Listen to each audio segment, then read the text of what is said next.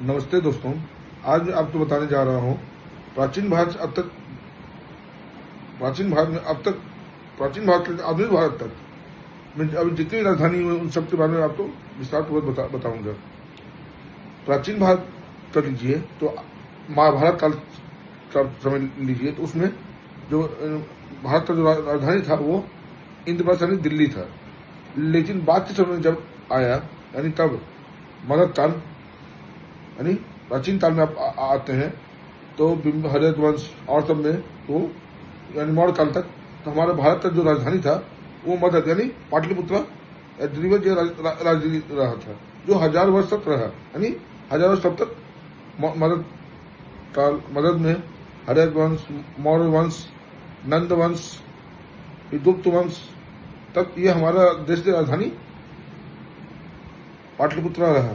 पाटलिपुत्र का अर्थ यानी फूलों की खेती, पाटलिपुत्र फूलों की खेती था।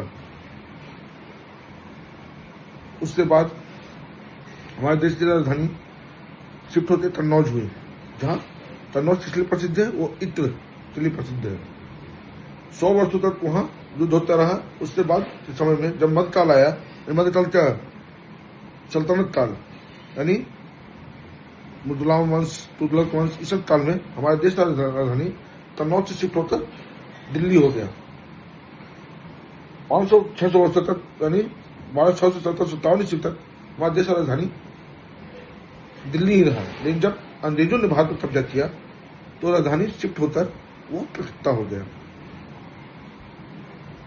और कलकत्ता ही रहा।